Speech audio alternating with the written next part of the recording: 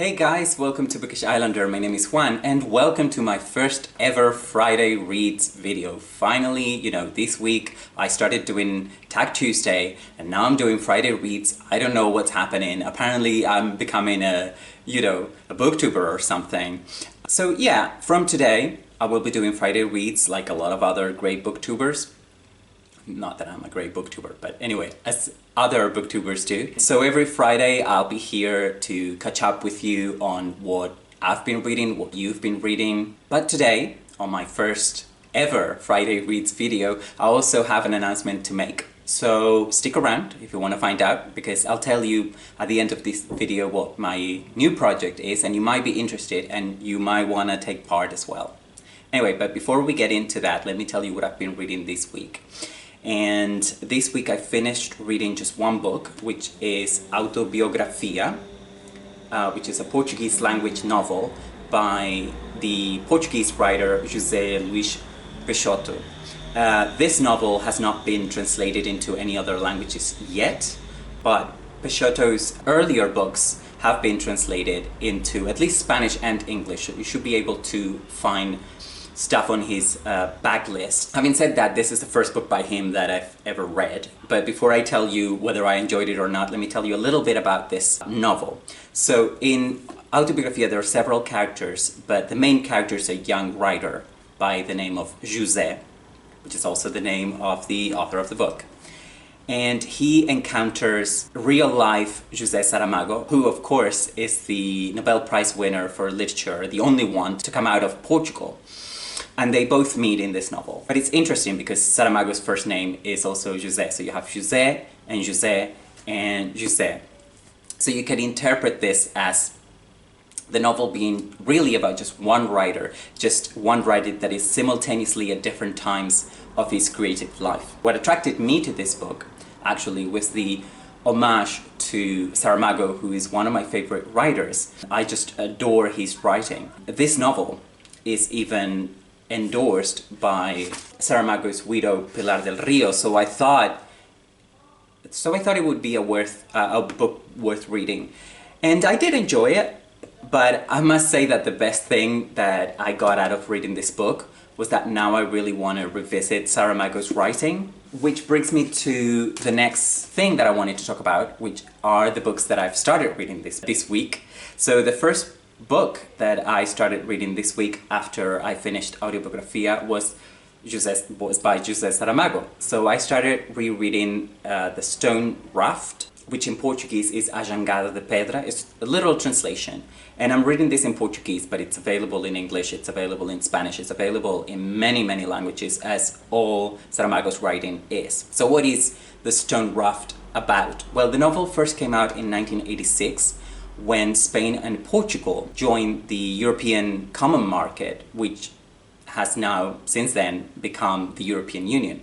So in this novel, very playfully, Saramago has the Iberian Peninsula, which is where the Portuguese and the Spanish mainland sit, split from the rest of Europe, like literally physically split from Europe and go adrift. So that's the Stone Raft. The Stone Raft of the title is mainland Spain and Portugal.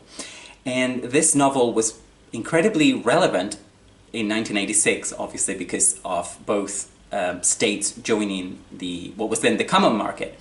But now in the year when Brexit might finally happen, I think this novel is more relevant than ever. Another thing that I started reading is very different. I finally decided to try this one.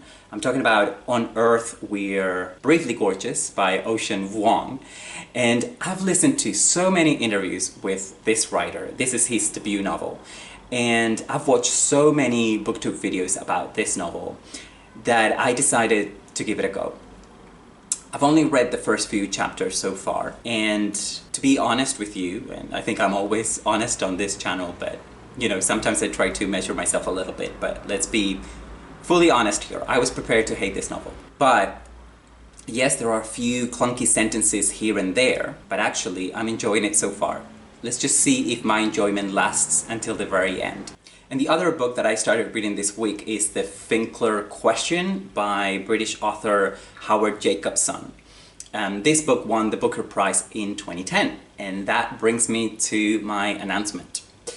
I have decided to begin a project, and I'm calling this project the Booker Prize Through the Decades. The idea is to read all the novels that have won the Booker Prize by decade. I'm beginning with the teens. That's why the Finkler question is the first one, because it won in 2010.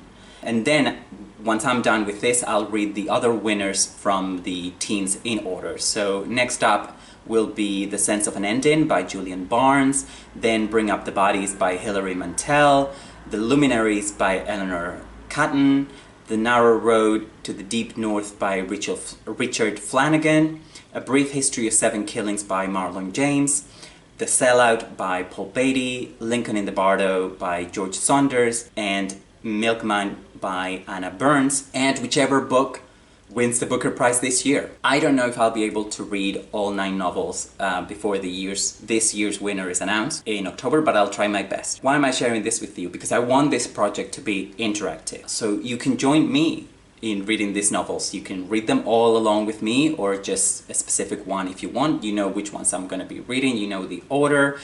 There is no schedule for this project, but basically I'll be reading them in order, one after the other. The best way to keep up to date with which novel I'm reading, which is the next novel I will read, and so on, will be to keep up to date with my Friday Reads videos. That's another reason why I've decided to do Friday Reads. I also should produce individual book reviews of each of these books, but those would be released probably way after I've read them. But if you want to read along, if you want to read 1, 2, several, all of them, you can just start now with the Finkler question. If not, just check out my Friday videos to see where I'm at and join me at any moment. If reading the teens goes well, then I'll select another decade. And so in case you don't know, the Booker Prize, the first novel to win the Booker Prize, was in 1969. So I will put that into the 70s, because it's just 1 year in the 60s. So we have the 1970s, the 1980s, the 1990s, and then the noughts. Once I'm done with the teens, with Milkman, or whatever novel wins this year, then I'll go back and read another decade. And I might go right back to the beginning, to the 1970s, or I might pick a random decade. But let's cross that bridge when we get to it. So that's it. That's my first Friday Reads. I hope you enjoyed it. Let me know what you've been reading this week. Also, let me know if you want to join me in the Booker Through the Decades project. Let me know in the comment section down below as usual. Thanks for watching. Have a great weekend. Hope to see you again very soon. Bye bye.